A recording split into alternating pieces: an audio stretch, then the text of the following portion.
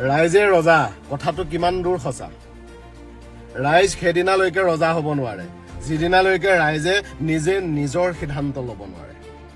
ৰাইজ খেদিনালৈকে ৰজা হ'ব নোৱাৰে যিদিনালৈকে ৰাইজে নিজে স্বাধীনভাৱে ভালটোক ভাল আৰু বেয়াটোক বেয়া বুলি কোৱা আৰম্ভ নকৰে ৰাইজ কেনেকৈ ৰজা হ'ব ৰজাইটো নিজে নিজৰ সিদ্ধান্ত লয় ভাল বেয়া নিজে বিচাৰ কৰে কিন্তু আপুনি মই কৰোনে আপোনাৰ মোৰ ওচৰত এটা মূল্যৱান বস্তু আছে হেতুৰ আমি সদ্ব্যৱহাৰ কৰোনে ৰাষ্ট্ৰপতি মহোদয়ৰ ভোটটোৰ মূল্য যিমান আপোনাৰ মোৰ নিচিনা সাধাৰণ মানুহৰো একে মূল্য ইয়াৰ পাছতো আমি আমাৰ ভোটটো কাক দিলো কিয় দিলো এবাৰ ভাবি চাওনে যদি আমি স্বাধীনভাৱে নিজে নিজৰ ভোট অধিকাৰটোৱে প্ৰদান নকৰো ৰাইজ কেতিয়াবা ৰজা হোৱাৰ সপোন দেখিব পাৰোনে ৰাইজ তেতিয়ালৈকে ৰজা নহয় যেতিয়ালৈকে আপোনাৰ ঘৰৰ ওচৰৰ বগা কুৰ্তা পিন্ধা দাদাজনে আহি আপোনাক প্ৰলোভন দিলে আপোনাক তোষামোদ কৰিলে আপোনাক ডাঙৰ ডাঙৰ সপোন দেখুৱালে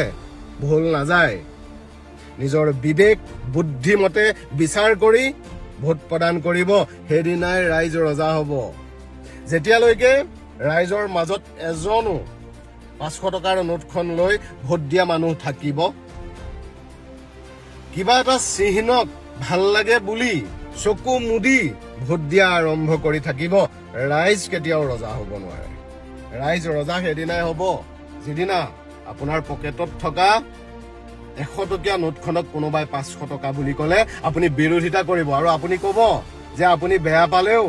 এটো সঁচা কথা এখন 100 টকীয়া নোটে হয় আমাৰ ভোটৰ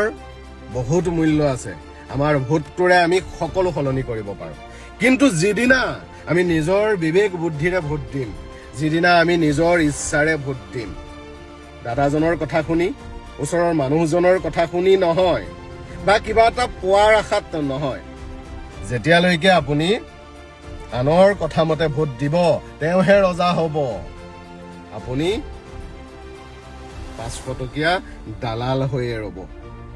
এবাৰ বিহুৰ সময়তে ইলেকশ্যন আহিছে বিহু খোৱাৰ সময়তে এবাৰ কাক ভোট দিব এবাৰ ভালকৈ ভাবিব তেওঁকে আপুনি ভোটটো দিব এবাৰ যি আপোনাৰ ল'ৰা ছোৱালীৰ ভৱিষ্যত সলাব আপোনাৰ জেগাকনক আগুৱাই লৈ যাব আজি কি দিছে এতিয়া কি পাইছে এটো চাই ভোট নিদিব কাৰণ আজি যি পাই আছে খন্তেকীয়া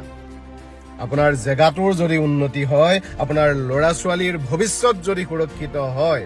আপোনাৰ ল'ৰা ছোৱালীয়ে আপোনাক আজিতকৈ 1000 গুণ বেছি কমাই দিব দেশক গদি মিডিয়াৰ কবলৰ পৰা বচাওক স্বতন্ত্ৰ আৰু নিৰ্ভীক সাংবাদিকতাক সমৰ্থন কৰিবলৈ দ্য অপিনিয়নক সহায় কৰক